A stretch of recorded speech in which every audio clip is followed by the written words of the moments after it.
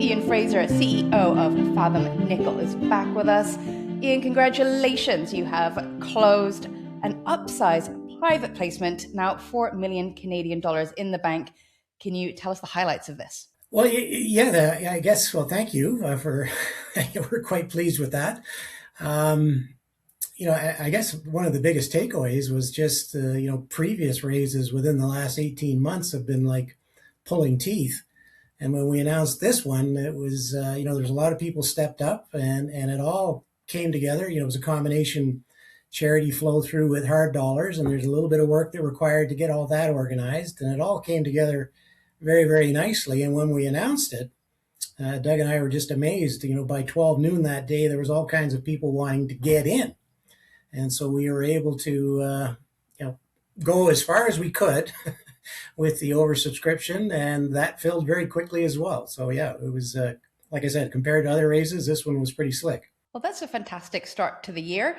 But although you are cashed up, I know you're going to be spending it carefully. You have built a winter trail into the Gochager Project in Saskatchewan, and that's going to save you having to helicopter drill rigs in. So can you tell us about what was involved and what you're looking to get out of it? Yeah, that was, I must congratulate everybody involved in this particular endeavor, because it was, between getting permits and engagement with First Nations to let them know what we were doing.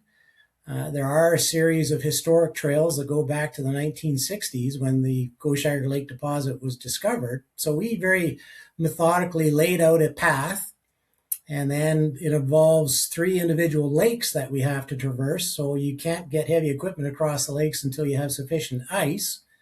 So it was a combination of having to cut trails in between lakes, and then when we got to the lakes, get the snow off the lakes to let Mother Nature do its thing and freeze things up to the correct thickness. And we find ourselves in that position this week, and we'll be doing sort of the final tranche of getting the equipment into the very first our first drill hole location.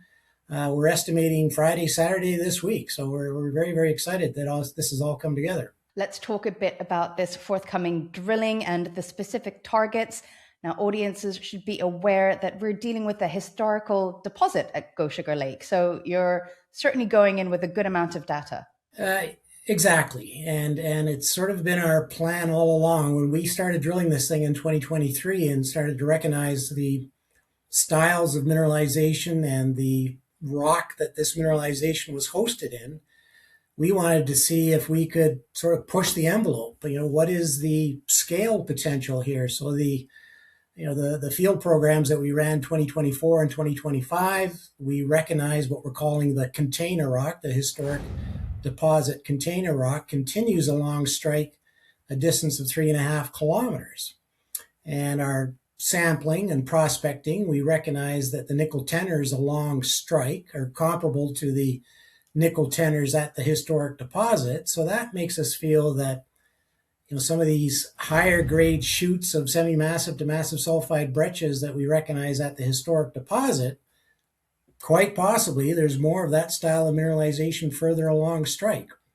So using rock geochemistry combined with the soil geochemistry that we've done, we now have a trend that measures 8 kilometers in strike that we're very anxious to put the drill bit into it and see what else is out there. So when exactly will we start hearing some results? And what else do we have to look forward to? I know you're going to be at PDAC along with pretty much every other person in the mining industry in Canada. Exactly, yeah. And if it's going to be anything like the Vancouver conference, there'll be a very optimistic mood for a change compared to some of the conferences over the last couple of years. Yeah, so we've put a lot of effort into this winter trail, and ideally we were hoping to get started maybe 2 weeks ago, but just given the sort of the difficulties and just having to be safe with respect to ice thickness and whatnot, so we're getting a little bit of a later start than anticipated. So we'll be drilling first week of March through to the last week of March, and if it stays cold, we might be able to sneak into the first week of April, and then we have to, respect ice thickness and deteriorating ice conditions to get some of the equipment out.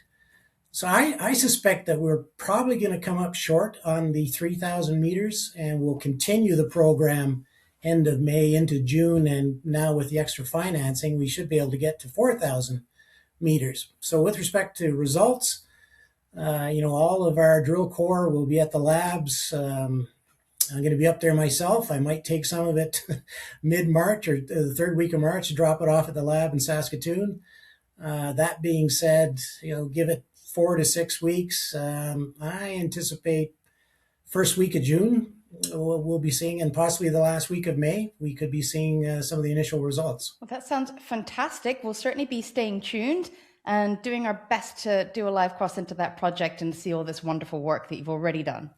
Well, thank you. Yeah, as said earlier, yeah, we've very methodically gone about this, and we've got multiple targets, and very excited and anxious to get back out there drilling again. Thanks, Ian. Speak soon. Thank you very much. Talk to you again.